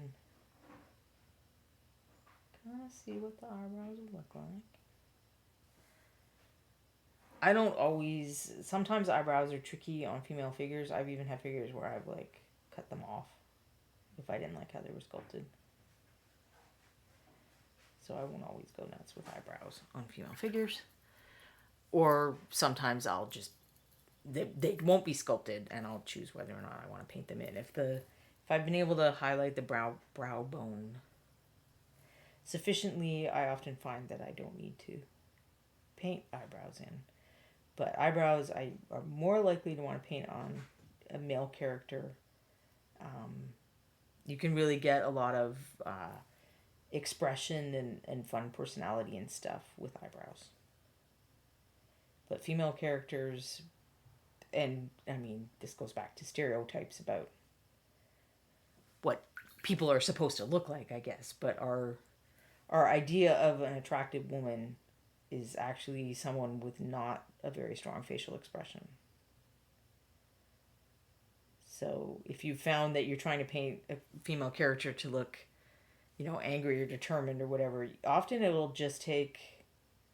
a little line between the eyebrows, and that's all you need to do. And if they look weird because you did a bunch more, that might be why. If you start hearing weird noises, it's because we are having a replacement dryer delivered right now. And I'm right over top of where they're going to be doing it. So it is possible that you will hear weird noises. Yeah, we had a fun week. So I don't know if you've ever done this. I'll just go ahead and confess that if you've ever done the laundry and then you just got distracted and you didn't take it out of the dryer and then you just run the dryer again on fluff so the clothes don't wrinkle and then you come back and you get it later. We did that only for 3 or 4 days or something. And then finally my husband's like, all right, let's go get it out and fold the clothes and everything. And came back up and he's like, the clothes are still wet. And I'm like, well, how is that even possible? They've been down there tumbling for, 3 days or something. And it's possible because our dryer is broken. And that's the third time it's broken. Is it even worth trying to get it fixed again? So we just ordered a new dryer, but then the very next day after that happened, we were vacuuming for people to come over and play board games. I definitely don't paint my board games, in case anyone's wondering about that. You do not get painted board games in the house of the professional board game player, or miniature painter. And he was vacuuming, and he's like, well, it doesn't seem like the vacuum's sucking anything up. And then it just stopped completely. So now we have to go buy a new vacuum, too. And that's after we already bought a new dishwasher the other month. So it worked out that the timing is actually not terrible, but it's still far from ideal to have everything break at the same time. And I was I didn't want a new dishwasher because I'm like, I don't want all these fancy bells and whistles. I just want to press the button and walk away and it does things. But I am actually very happy about our new dishwasher in the end because when people said the new ones were quieter, I did not understand exactly how quiet they meant. And I didn't even get one that was super quiet because everyone was like, well, buy a Bosch. It's so quiet. And I'm like, okay, how loud do you think regular vacuums are or dishwashers? Because I bought one of the loudest ones because it had this extra rack thing. And I thought that sounded amazing. And it's pretty darn quiet. We watch TV and go to sleep and a bunch of other things we didn't used to do with our old dishwasher that was like 25 years old. But I have the kind of hair that burns through vacuums, so that one didn't shock me as much. This lady has that hair too, I think. I bet she's been through some vacuums. All right, so hopefully this gives some kind of idea of how you would do a source light effect. Maybe I should do that black and white thing again. Queen Dealeroo, my dishwasher in my apartment is ridiculously loud. Yeah, I was kind of... We didn't used to watch TV. Like, I would wait until after we finished watching TV that night, but before we were going to bed, before I would turn on the dishwasher. So there was this whole timing thing, and now it's like... Every now and then I'll hear like a little whoosh or something. And I'm like, how quiet do you people who want the quiet ones need them to be? F. Francis, my non-working dishwasher is an oversized hand-washing drying rack. We mostly use paper plates. Yeah, I was really... Because that's one of those things that's been affected by the supply shortage, apparently, is dishwashers. So one of our criteria when we were looking at them is like, okay, so which one can you deliver, like, not 3 months from now? We're only going to look at those ones. I don't care what the best is. I want to know what the one I can have in a reasonable amount of time is. Because, yeah, those Bosch ones that all my friends were recommending, you can't have one of those. They sell out too fast and then nobody can get them. But I like the third rack thing anyway better, so I'm glad I got that. We put the knives up there and, like, flippers and stuff like that. All right, I'm going to switch to that black and white view. Apologies for the psychedelic dance that we have to do to get to the black and white thing. I really wish I knew what some of those were for. So now we will compare them again. And I think you can see which one has a more convincing light effect. So it's not that I didn't do it at all on this one. I just didn't do it quite as well as I would have liked to do. So things that look good in painting, it really is not all about how smooth you make it or how fancy the brush strokes you can have are. Because this is super smooth. This is the kind of blending that takes a lot of patience and that people often remark on. But the lighting effect is way better on this crummy one where you're seeing brush strokes and I screwed up a bunch painting the transitions and stuff. So where you put the light and the dark, and this is as true of regular painting is why I'm making the point. So getting your shadows in the folds of cloaks and the highlights on the peaks and all that kind of stuff. That is just as important to things looking cool as the, super smooth whatnot. Queenie waits until she's leaving home to run the dishwasher. But apartment life, that dishwasher from 1997 will not ever be replaced unless it starts spewing lava. Yeah, I had one apartment where, okay, it was like the early 90s, but the fridge was like an original Frigidaire from 1950 whatever. Like, I could maybe keep ice cream a few days in the freezer, but it wasn't like a real freezer, and it got all caked up with ice. So I'm trying to defrost it, and I did it with a knife, which don't, because guess how I learned that? So I hit the Freon tube, of course, and that's the only reason I got a new fridge. Like it had to have some, and I don't know how they ended up forgetting, because they're like, well, you kind of broke this, you should pay for some of it, which I'm like, okay, that's acceptable, but then they never ended up charging me. So I'm not going to complain about that. But yeah, my ex and I lived in an apartment, and we actually got one of these little countertop dishwashers. Is how much we hated washing dishes. And it was like totally goofy, but also we absolutely used it. And my husband was trying to decide whether he needed to get one of them. Like, no, let's just try to find a dishwasher that they'll deliver in under 3 months or whatever. And I'll try to live with it and take the F. Francis move of using paper plates and whatnot. So I'm adding some additional shadow because when I was looking at it in the black and white, there wasn't a lot of differentiation. So it's still, if you look at just this side, this is not the level of contrast that I would normally use on hair. I would normally be going just about from that shadow color to that highlight color if I wanted to paint like shiny shampoo commercial type hair. But because I'm trying to emphasize the light effect, I'm not going up as light on the shadow side and I'm not going as dark in the shadows on the light side as I would in normal lighting. I'm going to add just a little bit of shadow very badly on this side, and then I'm going to wipe it off. I don't know what I did with that brush I told you guys about. I don't want to scrub this too hard because it is fresh paint. So it's a little bit of a different situation than when I was talking about the example with Kobzar. But since these areas are further from the light, I can bump up the shadow a little bit there. Definitely can bump up the shadow there.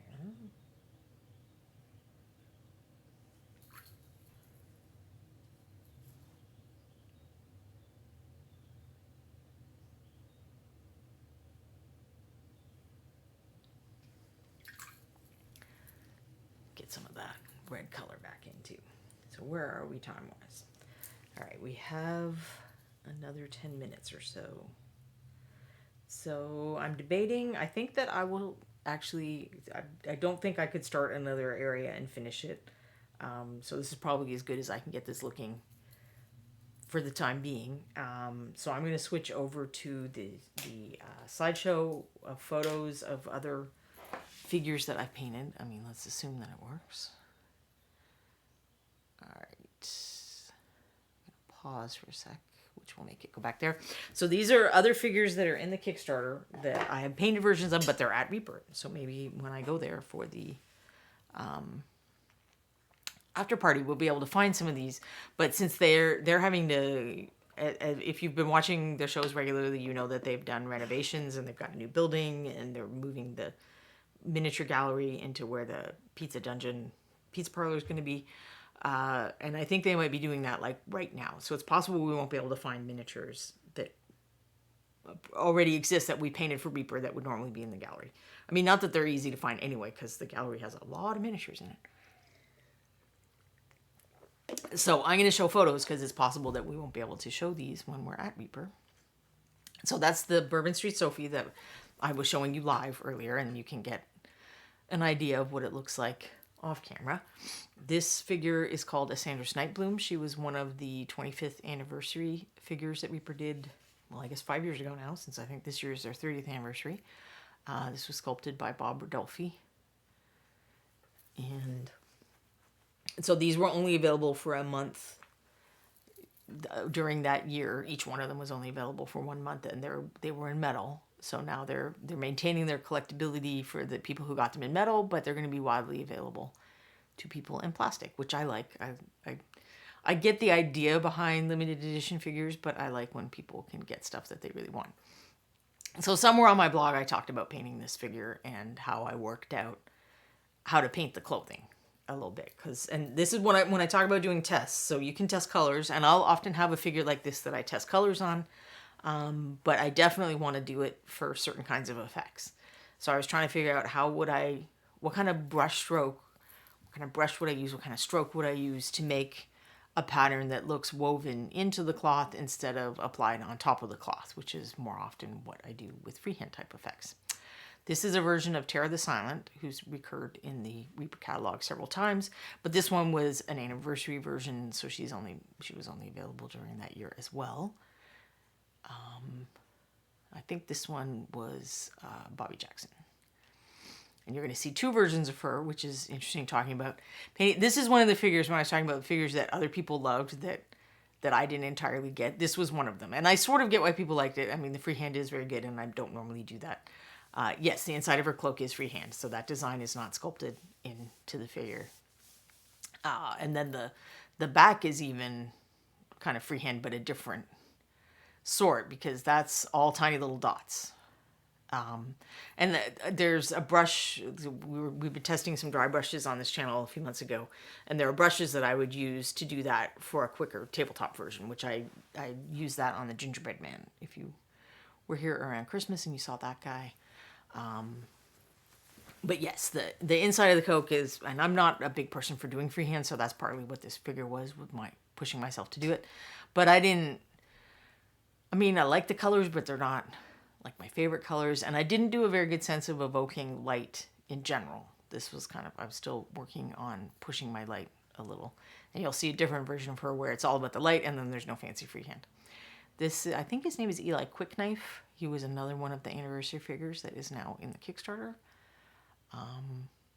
And I was going for like a different vibe with him. So she's a rogue type too, but I thought of her as sort of a high level gem thief type rogue. And this guy's a down and dirty street level rogue. So I added a lot more weathering to his leather and then had some, minor rusting and stuff around the rivets on his armor, stuff like that, to kind of show that he's a little more rough and tumble.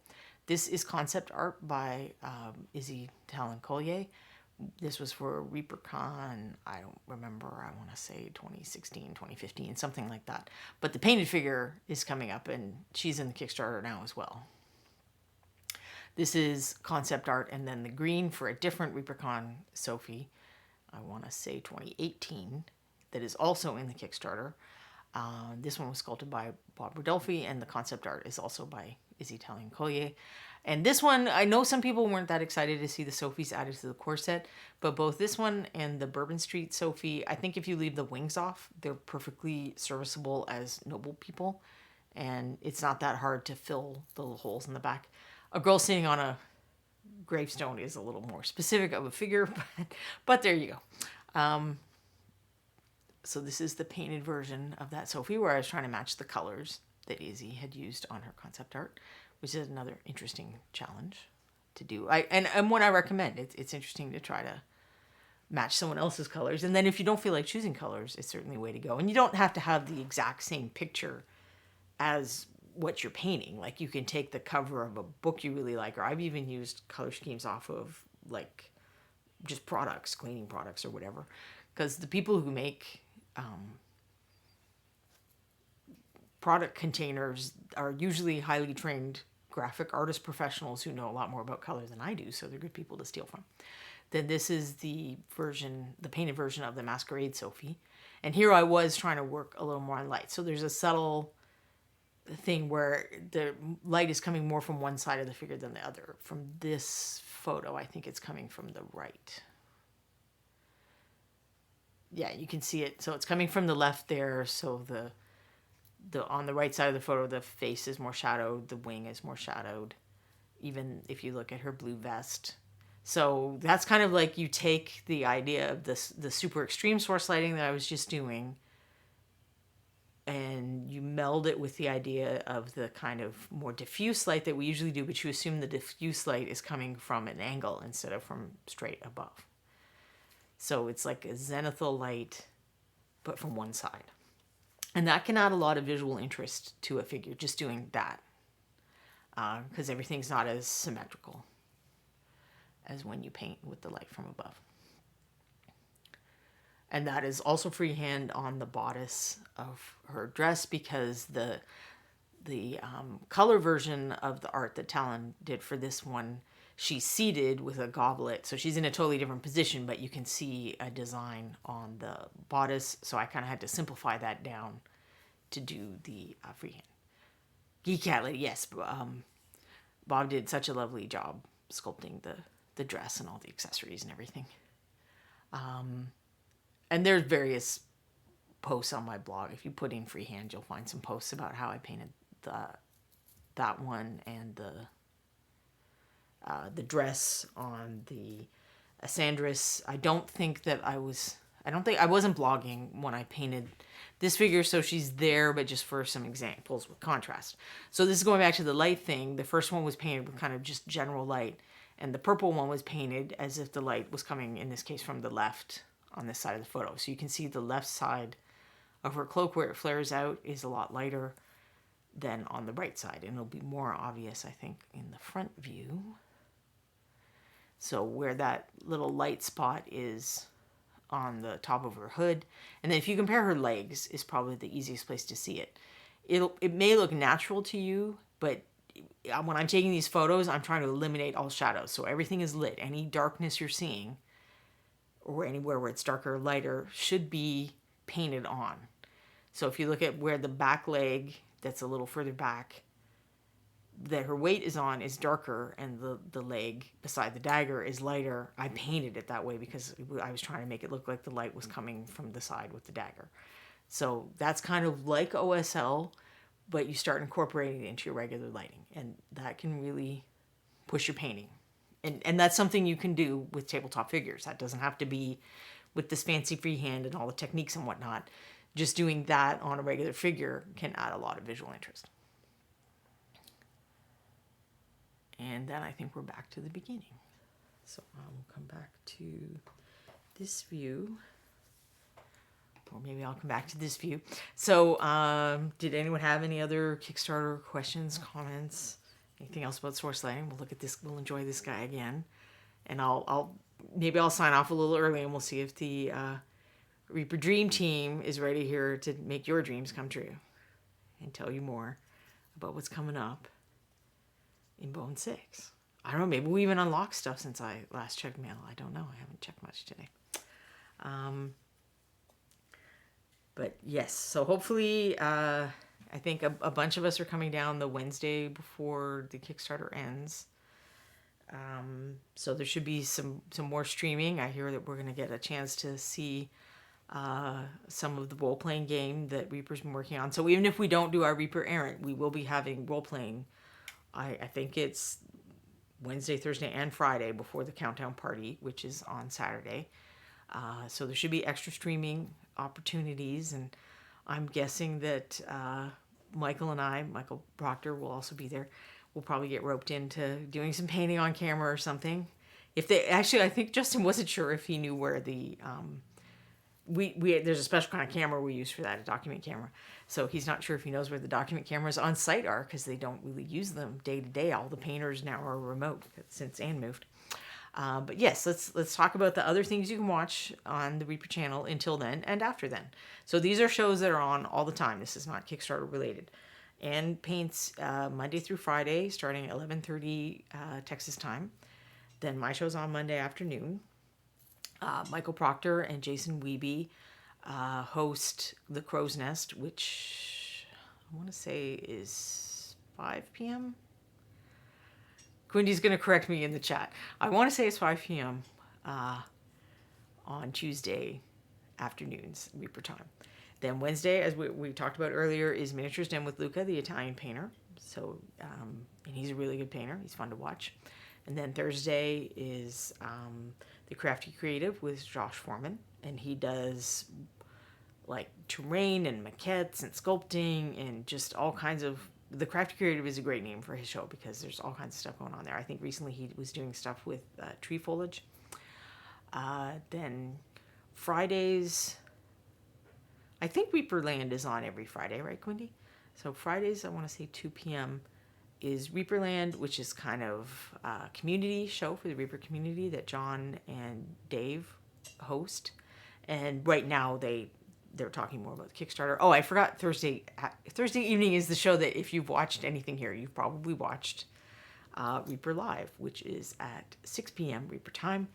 And they do giveaways on that show. So we don't often do giveaways on the other shows. Crow's Nest, you can get one of the Crow's Nest Pokey Tools, which I have here somewhere. Where is he?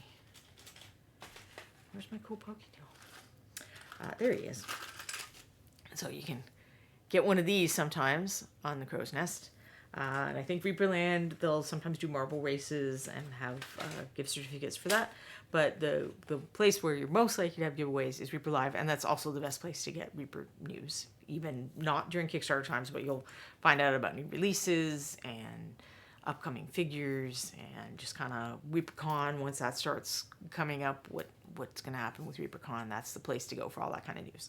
And that usually has, the big four Reaper people, which is Ed, Dave, Ron, and John. And then every other Friday, we were talking about this earlier, is Reaper Errant, which is the role-playing game with the Reaper artists. So there's 3 sculptors and 3 painters, and it's run by Frank of Nightheart Gaming. And if you like watching role-playing, especially Frank has really nice game tables with lots of painted figures and scenery and all kinds of cool stuff. He has his own channel as well, and you can watch the other games that he has there. And then there's nothing on the weekends currently because Justin likes to get some rest sometimes. So Justin's kind of the IT streaming guru of Reaper. So I think that's all the cool stuff you can watch, other than right now, every afternoon, I think at 5 or 6 p.m. I want to say 5 then. They're comboing this up with some of the afternoon shows. So mine isn't a combo because I remote in. But I'm going to turn you over to the first show of this week of the Bones 6 Fix. So I'm going to go to my farewell screen. Normally we would go to a raid, but we're all far too eager to learn about Bones 6 to be raiding right now. Because I think, yep, we're just about at the right time. So thank you all for coming. Thank you people who didn't comment as well as people who do comment. I appreciate all of you who come and watch this, whether you're watching it live or you come watch it later or you come watch it on YouTube. It's kind of weird because it's like I'm talking to myself, but I know I'm really not because you guys are out there listening, and I really appreciate all the questions and comments. And I'll see you next week. Bye. Oh, I gotta press button now. Hold on.